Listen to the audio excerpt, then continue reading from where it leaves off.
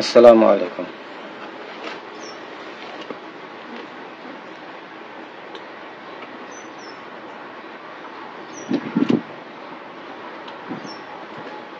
এবার যখন Donald Trump মধ্যপ্রাচ্যে বাণিজ্যিক সফর করলেন, তখন উনি একটি কথা বারবার উচ্চারণ করতেছিলেন। আমি কথাটা খুব গুরুত্ব দিয়ে শুনছিলাম। Abraham accord. আমি ভাবলাম যে এটা কি জিনিস, জানা দরকার। তখন এটা নিয়ে স্টাডি শুরু করলাম। বেশ কিছু পড়াশোনা করে দেখলাম ইসলাম ধর্মের যে নবী আছেন হযরত ইব্রাহিম আলাইহিস সালাম,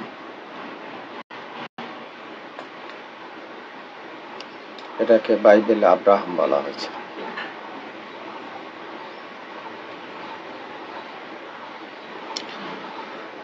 মধ্যপ্রাচ্যের আরবরা যখন ইসরায়েল রাষ্ট্রকে মেনে নিতে চাচ্ছে না, তখন আমেরিকা চিন্তা করলো তাহলে কোন পলিসিতে এটা করা যায় যাতে সহজেই তারা ইসরায়েলকে মেনে নিতে পারে, ইসরায়েলকে স্বীকৃতি দিবে, ইসরায়েলের কাছে আসবে, ইসরায়েলের প্রয়োজনে ইসরায়েলের সঙ্গে কথা বলবে। কি করা যায়? তখন আমেরিকা বোঝাতে লাগলো এই মধ্যপ্রাচ্যের রাজতন্ত্রী কিছু মাথামোটাদেরকে যে ঝগড়াঝাটি করার দরকারটাকে, আমাদেরও আদি পুরুষ বা পথ প্রদর্শক ইব্রাহিম আলাইহিস সালাম আমাদেরও একই ব্যক্তি। আমরা তো সবাই ইব্রাহিমের অনুসারী। তো আমরা আব্রাহাম অ্যাকর্ড কতগুলো চুক্তি করি, যার মাধ্যমে ইসরায়েলের সাথে মধ্যপ্রাচ্যের দেশগুলোর একটা ভাই ভাই সম্পর্ক হয়। সবাই একই ধর্মের অনুসারী, একই রকম, সবাই ইব্রাহিমের অনুসারী। তো সবাই ভ্রাতৃত্ব বন্ধনে আবদ্ধ না, সবাই একই ধর্মের, একই মতের। এটা কখন করলো? যখন আরবরা মানছিল না। তখন 2020 সালের 15ই সেপ্টেম্বর, এই তো কয়দিন আগেকার কথা।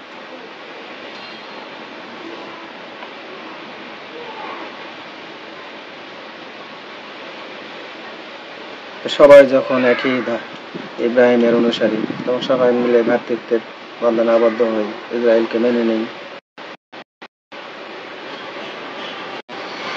এবং তার সঙ্গে কতগুলি শান্তি চুক্তি হয়। কূটনৈতিক সম্পর্ক স্থাপন, স্বাভাবিককরণ, অর্থনৈতিক সহযোগিতা, নিরাপত্তার সহযোগিতা এবং প্রযুক্তি বিনিময়, এরকম বেশ কিছু চুক্তি স্বাক্ষর হয়। তো এটা কারা করলো? সই করলো আরব সংযুক্ত আরব আমিরাত, ব্রুনাই, বাহরাইন, তারপরে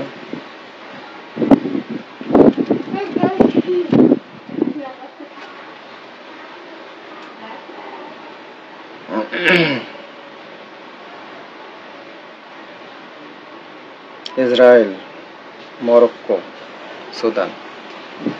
তাহলে ইসরায়েলের সাথে চুক্তি করলো কে? মরক্কো, বাহরাইন, সুদান, সংযুক্ত আরব আমিরাত। তো এরা যখন চুক্তি করে তখন তো দেশের মধ্যে একটা ঝামেলা হবে, কেন চুক্তি হচ্ছে। তাই বোঝানো হলো যে আপনারাই তো প্রথম না, এসব চুক্তি তো চলমান প্রক্রিয়া। 1979 সালে মিশর করেছে, 1994 সালে জর্ডান করেছে, তো চলতেইছে। আর আরব লীগ, আরব বিশ্ব, সৌদি আরব, মিশর, তারা পিছন থেকে উৎসাহ তুলেছে, করো করো, সমস্যা, আমরা করছি। আর আমেরিকা বোঝাচ্ছে ঠিক আছে তোমরা করো, কোনো আস্তে আস্তে সবাই করবে, সমস্যা নেই। এইভাবে চুক্তি করা হলো। চুক্তির কারণে কি হবে, তারা বন্ধুত্ব, তো বন্ধুত্বের কারণে কেউ কারো প্রতি হুমকি স্বরূপ হবে না, হুমকি হিসাবে দেখা দিবে না, ইসরায়েলের বিরুদ্ধে কেউ কথা বলবে না। কিন্তু ইসরায়েল কি করেছে? 2020 সালে চুক্তি হয়েছে, কিন্তু তখনও ইসরায়েল ফিলিস্তিনের উপরে হামলা করেছে, এখনো করছে। তো আমেরিকা যখন সবাইকে ডাকলো,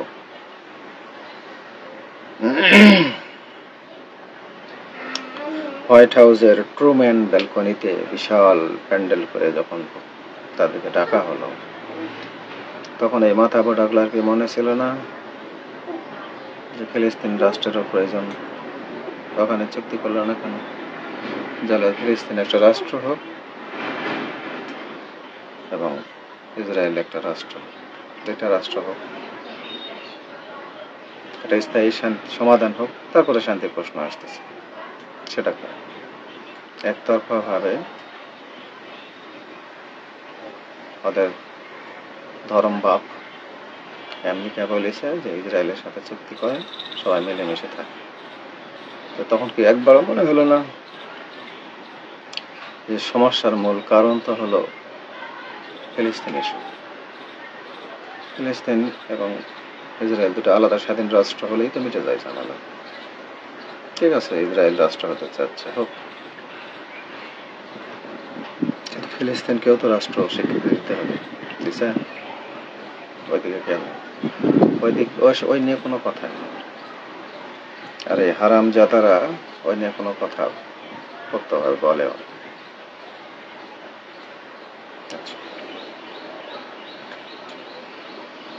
এখন যে আব্রাহাম অ্যাকর্ড, ইব্রাহিমের নামে যে চুক্তি, এটা একটা আইওয়াস,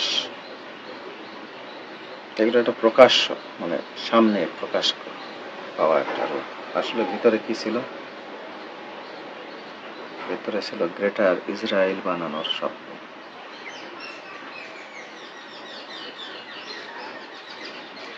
ইসরায়েলকে মধ্যপ্রাচ্যে প্রতিষ্ঠিত করাই হলো এটার আসল উদ্দেশ্য। যদি একবার স্বীকৃতি আদায় হয়ে যায়, তারপরে ফিলিস্তিন, তারপরে লেবানন, তারপরে জর্ডান, তারপরে ইয়েমেন, তারপরে মিশরের রাফা এলাকা, তারপরে পর্যায় ক্রমে আস্তে আস্তে আস্তে আস্তে ডালপালা বিছাবে, এভাবে থাবাতে ধরবে আরব বিশ্ব।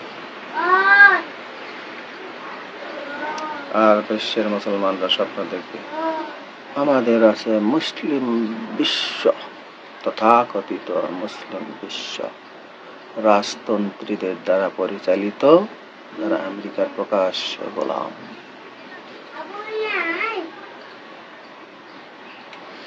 এইসব রাজতন্ত্রী মাথামোটা বদমাইশেরা ইসরায়েল আমেরিকার এই ভণ্ডামি তো বোঝার মতো ক্ষমতা রাখে না, বা দরকার, তাতে রাজতন্ত্র রাজপরিবার টিকে থাকলেই মিটে গেল, জনগণ জাহান্নামে যাক।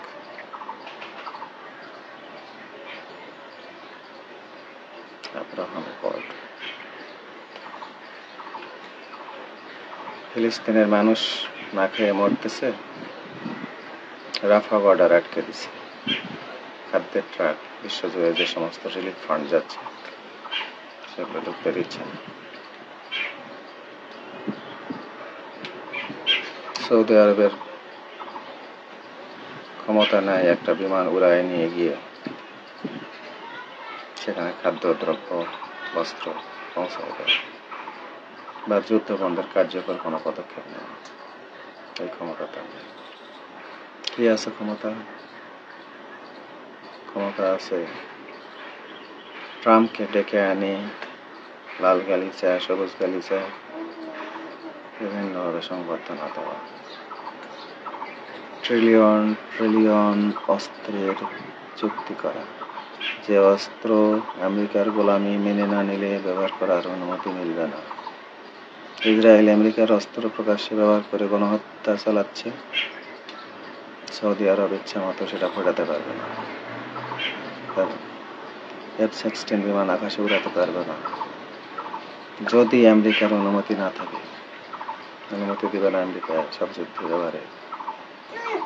তার গোলামি করলে সে যেখানে ব্যবহারে অনুমতি দিবে সেখানেই শুধু ব্যবহার করতে পারবে।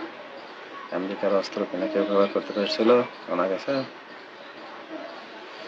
মধ্যপ্রাচ্যের যুদ্ধতে আমেরিকার বিরুদ্ধেই।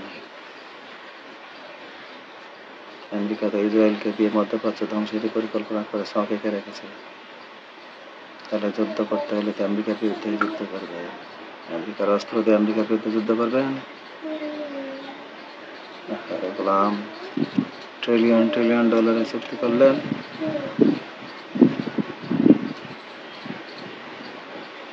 রাশিয়ার অস্ত্র নেয়, তুরস্কের ড্রোন নেয়, ইরানের ড্রোন নেয়, পাকিস্তানের পারমাণু বোমা নেয়, সাথে পারে না,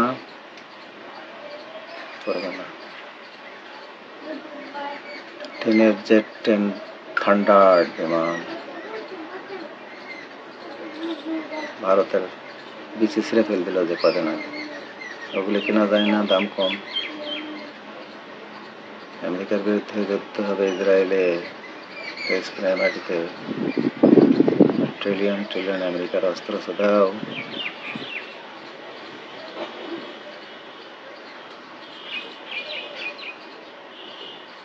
এই গোলামি কতদিন?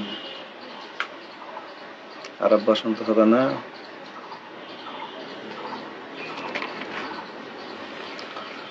2010 সালের শুরুর দিকে তো একবার হয়েছিল, শুরু তিউনিসিয়া থেকে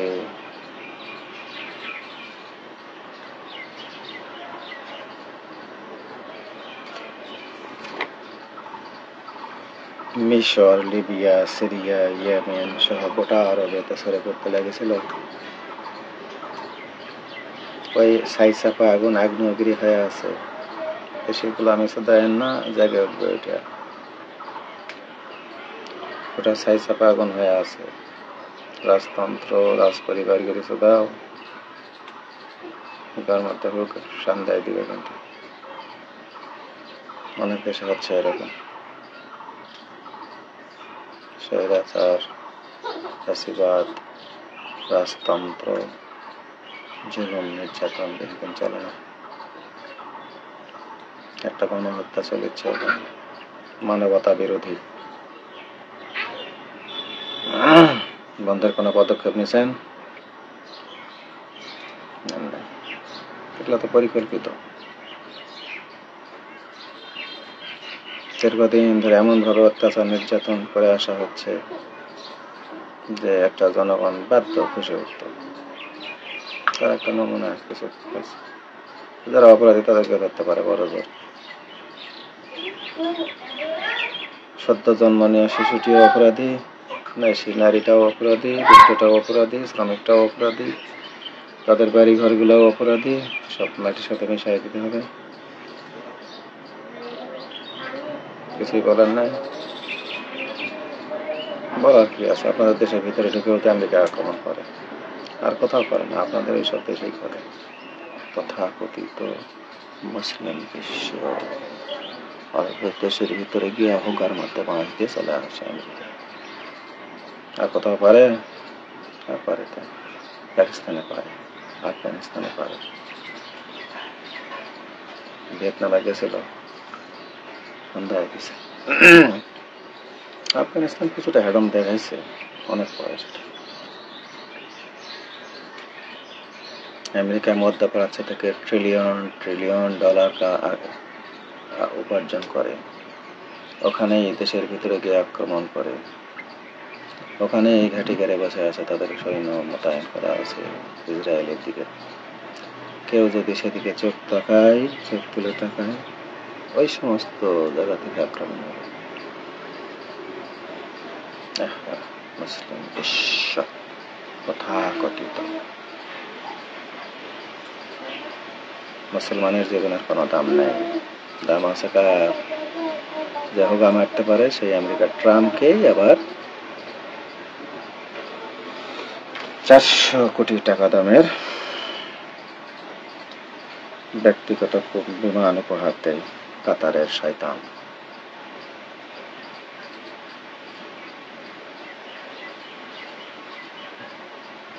কাতারের বদমাইশ, কাতারের রাজতন্ত্রী ট্রাম্পকে 400 কোটি মার্কিন ডলারের বিমান উপহার দেয়। পাশেই ফিলিস্তিনি শিশু না খেয়ে মরতেছে, সেখানে একটা বিমান উড়ে যাওয়ার সাহস দেখায় না, কারণ ইসরায়েল প্রভু আব্রাহামের গড। যদি আমেরিকা রাগ করে তাহলে তো আমাকে গোলাম হিসাবে রাখবে না, মানে আমার রাজতন্ত্র শেষ।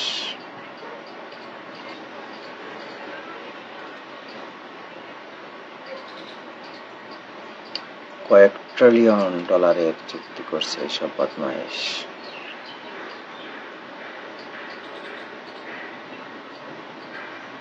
আর ট্রাম্প এই সমস্ত টাকা ইসরায়েলকে দিচ্ছে আর বলতেছে ফিলিস্তিন ফাঁকা করো। সেখানে আমার জামাই কুশনার, জেরেড কুশনার রিয়েল এস্টেটের ব্যবসা করবে, ফাঁকা ময়দানে সুন্দর অট্টালিকা হবে,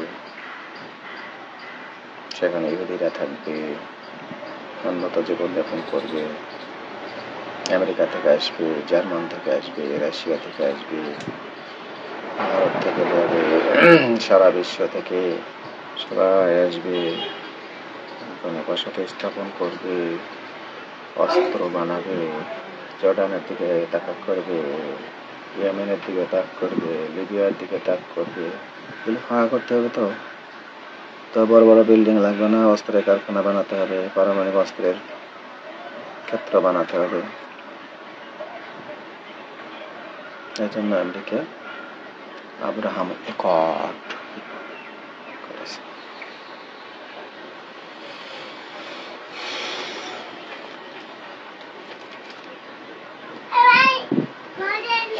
সবার আগে আরব বসন্ত দরকার, এই গোলামগুলিকে সরাতে হবে। সেখানে সত্যিকারের মেরুদণ্ড আলা সরকার বসাতে হবে, যারা নিজের দেশ জনগণকে দেবে সবার আগে ইসলাম। আমি অবশ্য ফিলিস্তিনকে মুসলিম কান্ট্রি মনে করি না, কারণ সেখানে বেথলেম আছে, খ্রিস্টানও আছে, সেখানে ইহুদি আছে, তাদের টেম্পলও আছে, সেখানে মুসলমান আছে, আল-আকসাও আছে, সমস্ত ধর্মের উৎপত্তি স্থল এইসব অঞ্চল। কাজেই এটা কোনো একটা ধর্মের লোক যদি বলে এটা আমার দেশ, এটা সবারই মিলেমিশে শান্তিপূর্ণ সহাবস্থান করতে হবে। যে যেটা বিশ্বাস করে, যে যে ধর্মের অনুসারে সে ধর্মের মতো করে চলবে। কিন্তু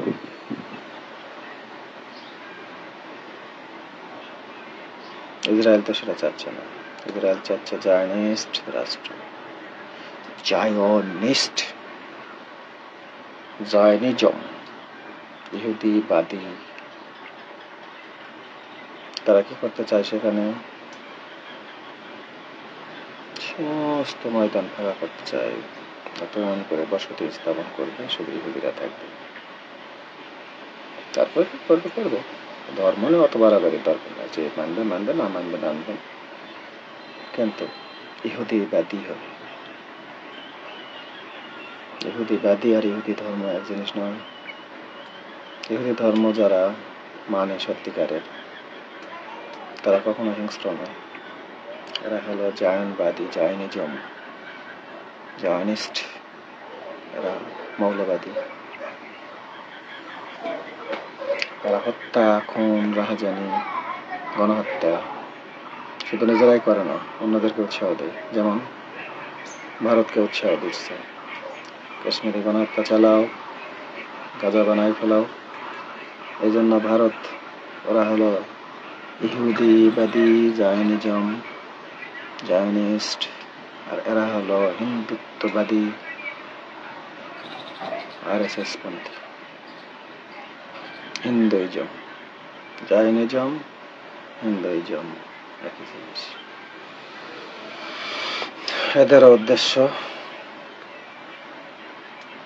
এখানে শুধু যারা হিন্দুত্ববাদকে সমর্থন করবে তারাই থাকবে। ধর্ম কি করবে না করবে তারা, ধর্ম মানা জরুরি নয়, হিন্দুত্ববাদকে সমর্থন করতে হবে। এই জন্য ইসরায়েলের পরামর্শে কিছু টাকা পয়সা খরচ করে পেহেলগামের নাটক করতে গেছিল। যায় তখন পাকিস্তানে একটা ধমক দিল, কারণ ওইদিকে যে বিএলএ আছে, সন্ত্রাসী বিএলএ, টিটিপি, ওদের কাছে টাকা ঢালে। তারা পাকিস্তানের অভ্যন্তরে গোলযোগ সৃষ্টি করে রাখছে। তাহলে পাকিস্তান একটু নিজের মধ্যে একটু অস্থিরতা আছে, এই সুযোগে কাশ্মীরে গণহত্যা চালাতে হবে, এই পরিকল্পনা করছে। নাটকের অংশ ছিল হলো পেহেলগাম হত্যা, কিন্তু সেটা বাস্তবায়ন হয়। পাকিস্তান আর দিছি আউলে দিছি, মনে করছিল পাকিস্তান দেশের ভিতরে ওই যে liberation, Balochistan liberation front, BLA, আর ওই যে টিটিপি, এদিকে তালেবান সন্ত্রাসী আছে, ওদেরকে নিয়ে মনে করছে যে পাকিস্তান ব্যস্ত আছে। জাতীয় স্বার্থে যদি ওরা সব একতাবদ্ধ হতে পারে, এটার মতাই ছিলাম। ভুল ক্রমে নাটকটা সাজাই ফেলছে। এই চরিত্রে দুর্বল নায়িকারা অভিনয় করতে গিয়ে বিসি হারে ফেলছে। কে কি ফেলতেছে? হ্যাঁ, কে কে ফেললো?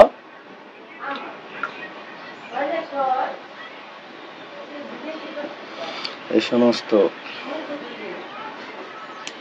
নাটক করে মানবতা বিরোধী কাজ করা হচ্ছে। মানুষের জীবনের কোনো দাম নেই। 26 জন মারা গেছে, কি তারা মানুষ? কি ধর্ম বিশ্বাস করে তার ব্যক্তিগত মানুষ তো। ফিলিস্তিনের হাজার হাজার, প্রায় লাখের কাছে মারা যাচ্ছে, কে মানুষ? বলবে কেন তারা? দেশটার অধিকার নেই, জায়নিজম হবার মধ্যে সন্দেহ দিবে মানুষ।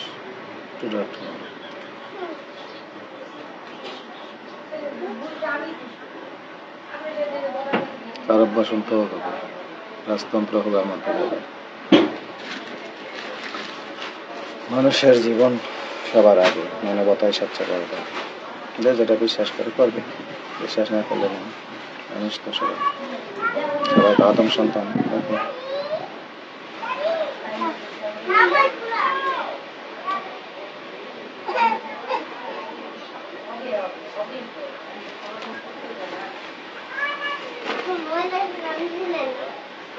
তো আব্রাহাম অ্যাকর্ড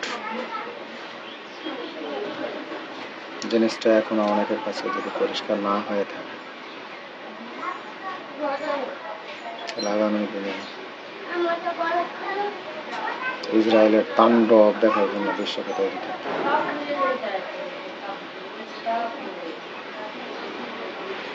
কারণ আমেরিকার প্রত্যক্ষ মদদে ইসরায়েল গণহত্যা চালাচ্ছে। আজকে গাজায়, কালকে পুরো ফিলিস্তিনে, এরপরে লেবাননে, জর্ডানে, ইয়েমেনে, রাফা বর্ডারে, তুরস্কের কাছে, ইরানের সাথে চলে।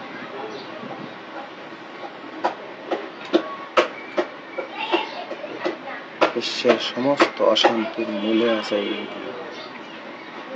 ধর্মীয় ভাবে না, ধর্মের কারণে আমি বলবো। এই মেন্টালিটির লোকেরা নিজেদেরকেই শুধু মানুষ মনে করে, আর সবাইকে বানরের বংশধর ভাবে। বানরের বংশধরের বেঁচে থাকার অধিকার নেই, মরবে, মারবে, এদের মধ্যে চলে এসব।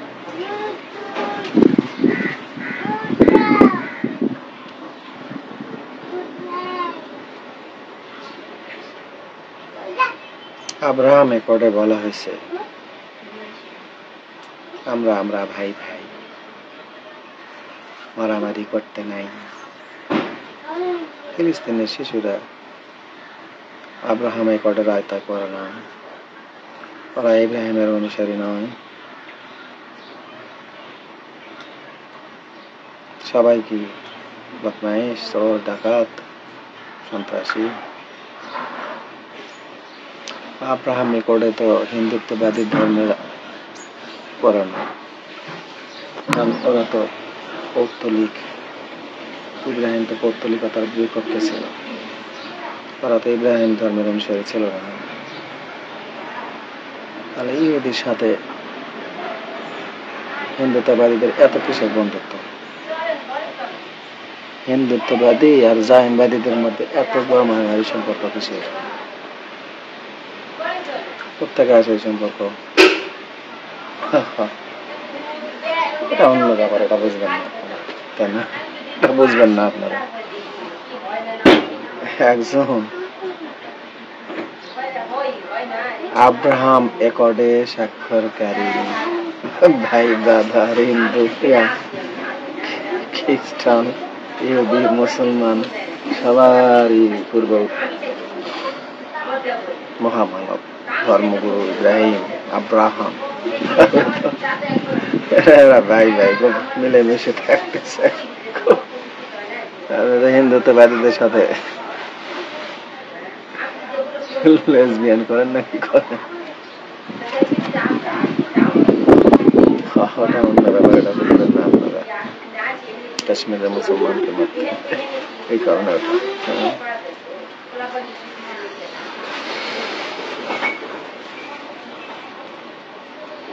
মুসলমান দেশগুলোতে ক্ষমতালোভী, ফ্যাসিবাদ, সাম্রাজ্যবাদী, ফ্যাসিবাদ, দুর্নীতিবাজ,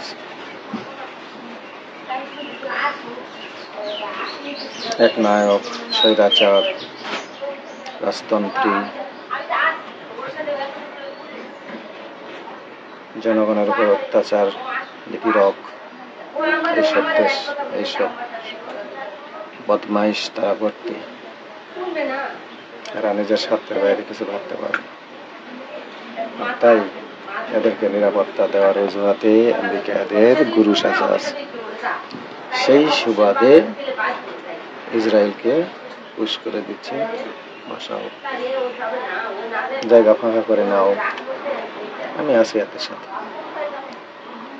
আমি তো করে দিছি আব্রাহাম একর্ড।